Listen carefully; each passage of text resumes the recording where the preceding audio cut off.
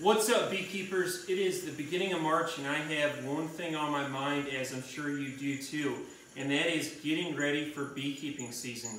Now, I generally make all of my equipment. I make the hive covers, the hive bodies, and the bottom boards, but one thing I've bought every year is frames, and that is for one reason. That reason is a couple years ago, I got on a forum and I read one post that said, it doesn't make any sense to make the sides and the tops and the bottoms of frames. There's so many steps, there's so many intricate cuts. It is cheaper to just buy them, and so that's what I've been doing. Now, to get ready for this season, I needed about 150 frames. So I got on a beekeeping website, and when I went to check out, it was $210. Now, like many people, I like to save money, and I thought, well, I'm just going to give this a try. I'm going to build 150 frames. I'm going to keep track of all my material costs and keep track of all my time. And at the end of this, I'm going to plug it all into a spreadsheet and see, does it make sense? Does it make sense to build your own frames? So that's what we're going to explore today. Now, what I'm not going to talk about is how to build a frame. Now, there is a YouTube video from the Beekeepers Workshop, and I'm going to post a link in the show notes. But this guy has an awesome video. It walks you through step by step how to do every cut, how to line up your table saw, and if you follow his steps, you're going to have a perfect frame at the end. Again, I'll post a link to that in the show notes, but let's get started.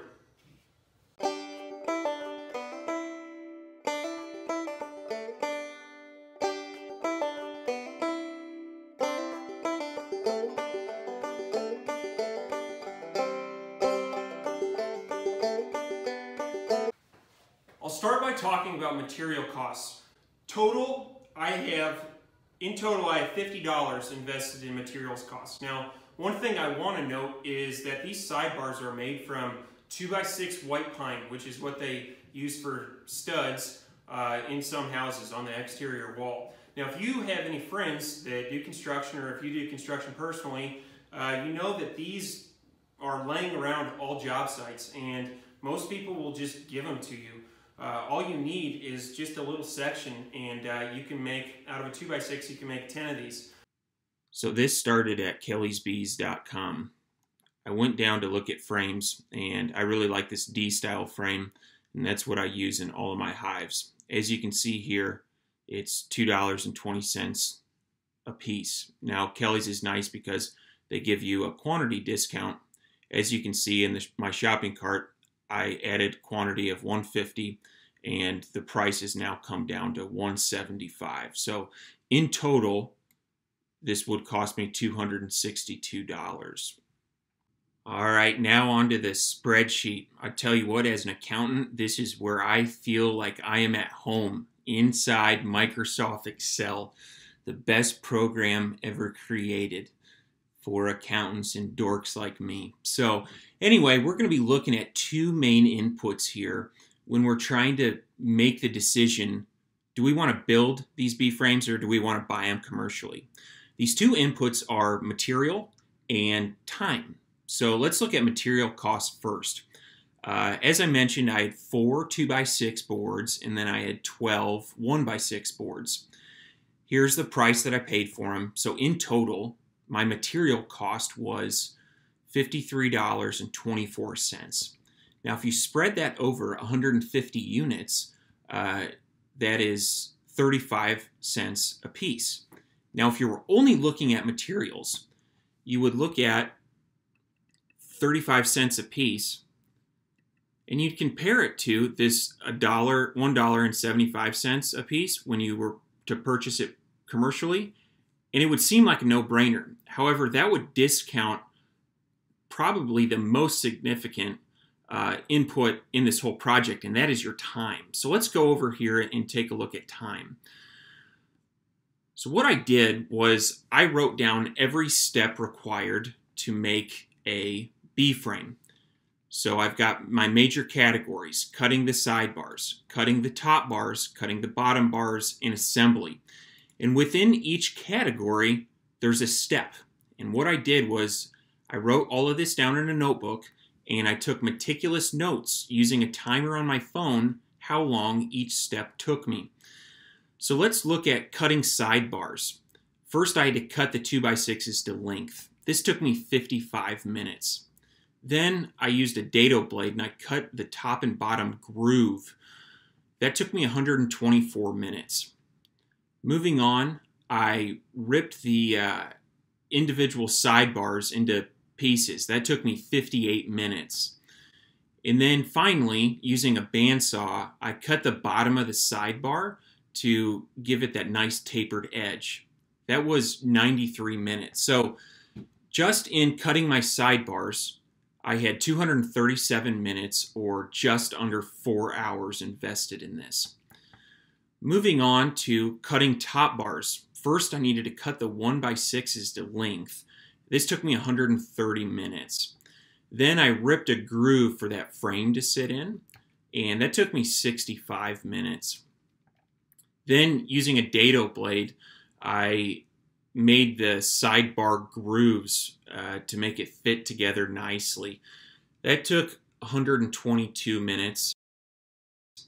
And then a final step for cutting the top bars was making a 45-degree cut on the corners. It gives the top bars a nice rounded groove, so when you're trying to wedge your hive tool up underneath the top bar, it just makes it a lot easier. Probably not necessary, but this took me 47 minutes. So in total, for cutting top bars, I had 364 minutes, or 6.07 hours. Moving on to cutting the bottom bars, first I needed to cut the 1x6s to length. That took me 53 minutes. Then I needed to rip the bottom bars into individual pieces. That took me 49 minutes. And finally, I needed to rip a groove for that frame to sit in, and that took 65 minutes. So in total, for bottom bar construction, I had 167 minutes, or 2.78 hours. And the final step was assembly, and this was just gluing and nailing all the components together. With a nail gun and a jig, this went pretty smoothly. In total, I had 110 minutes invested here, or 1.83 hours. So moving down, in total, for all of these steps, I had 878 minutes, or 12.8 hours. So looking at the number of units that I produced, 150 units, this was 5.8 minutes a piece. That shouldn't be a dollar sign. That is a 5.8 minutes a piece. So what does that mean? Let's go over to this next tab. So as you can see, I've got a screenshot right here, and you can see that the assembled price, if I were to buy these commercially, was $1.75 for a total of $262.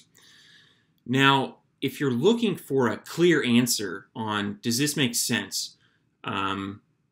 My answer to you is perhaps, and that hinges on how do you value your time. Now, I had 12.8 hours invested in this project, and right now I'm going to put $10 per hour to value my time. Now, the reason I do that is woodworking to me is a hobby. I really enjoy it, and oftentimes I do it and don't get paid. In fact, I'm an accountant by trade, not a woodworker. So in the evenings after a long day at the office, I'm going out to my garage to do some woodworking projects, regardless of the dollar value placed on my time. So that's why I have $10 here as a per hour unit of measurement. So again, if I were paying myself $10 per hour, this project would have cost me $128. So you would add that to your material cost, and in total, the cost of these do-it-yourself frames would be $181.24.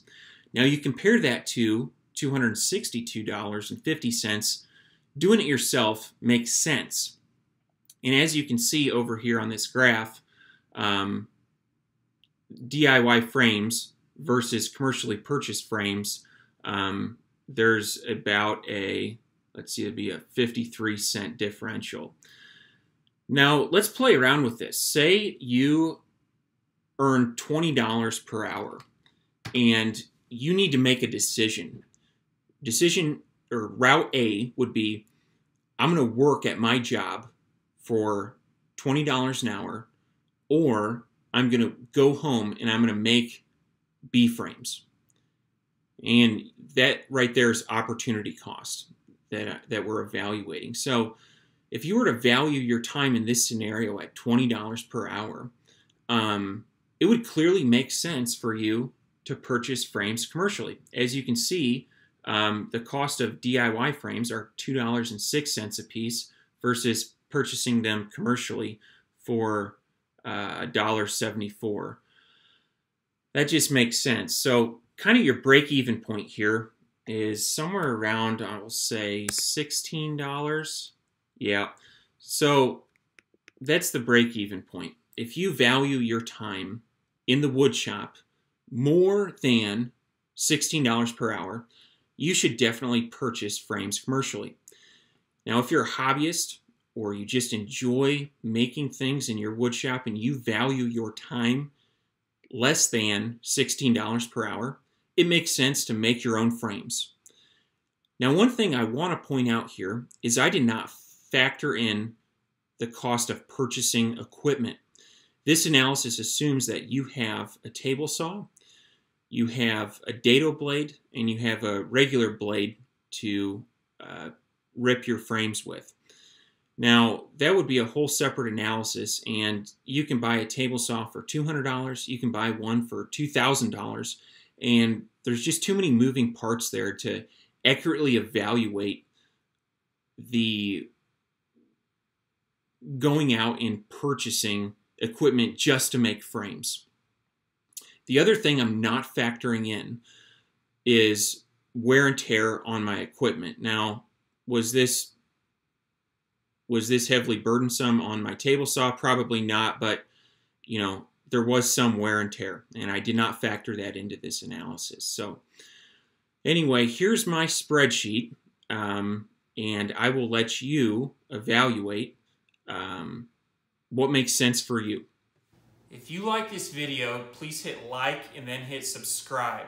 Thank you for watching today, and thank you for supporting my YouTube channel.